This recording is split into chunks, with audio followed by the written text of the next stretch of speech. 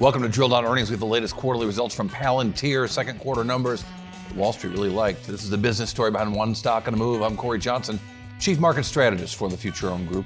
Palantir is having a lot of success selling their AI solutions when the world has, well, what the CEO called an unrelenting wave of demand. So let's get into that a little bit. Wall Street just looked at a beat or a miss, and they got a beat, and they got a raise in the guidance going forward, which is sent the stock flying in after hours, which I'll get to in a second here. But in his letter to shareholders, CEO Alex Karp wrote that, quote, our growth across the commercial and government markets has been driven by an unrelenting wave of demand from customers for artificial intelligence systems that go beyond the merely performative and academic. All right, whatever. They sold a lot of stuff in the quarter, and it's on acceleration of those sales. 27% year-over-year revenue growth for Palantir, as represented by these quarterly numbers. Very strong. Now, the tension in this business has always been government versus non-government. They had a lot of success early on selling to the government, but the question was, were commercial businesses going to come in?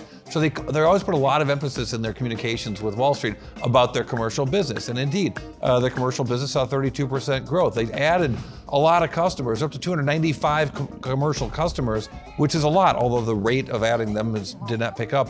But it didn't change the overall mix, which they didn't get into. But when you look at the numbers, 55% of revenues is still the government, almost all that's the US government.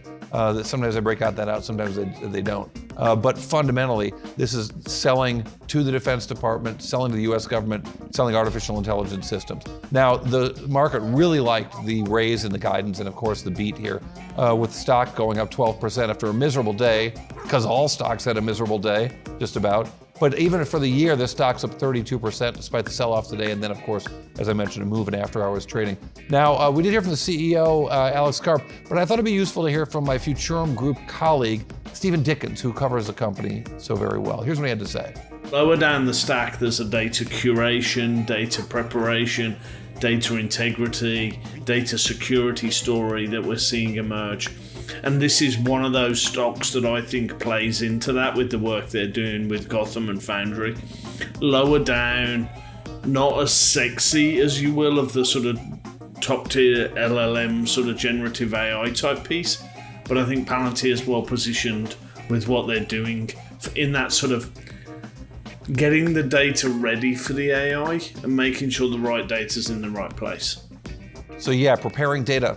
So very important for AI. All right, what's it all mean? Your big drill down earnings takeaway about Palantir and how to understand the business as it represented itself to us this quarter. I've got your drill down earnings bite right after this.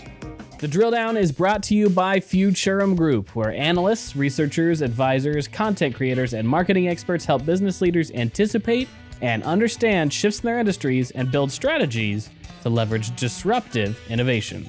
With deep analysis, Futurum Group's extensive industry experience delivers reliable research and data, thought leadership, and actionable advice to help you with your strategy and go-to-market efforts. Futurum Group. So Palantir, second quarter earnings. Wall Street loves these numbers. Let me show you what really jumped out at me. In the quarter, they saw really solid growth, 27% revenue growth in both their government business and their commercial business. And while the government's still 55% of revenues, I thought the most important number here was 32%, and that is the growth rate for the revenues in their commercial business. It is stronger than the overall growth rate of the company, so they're making more money on those commercial contracts, even though they're not even half of sales yet. Maybe there's hope for that in the future. All right, thanks for listening to Drill Down Earnings. I'm Cory Johnson. Drill Down Earnings, part of 6.5 Media. And you can check us out on X at Cory TV. If you like this YouTube stuff, hey, that's great. 6.5 Media's YouTube page has a lot more. And also check us out on TikTok and Instagram at DrillDownPod. Leave us some comments. Let us know what you think. Drill Down Earnings, part of 6.5.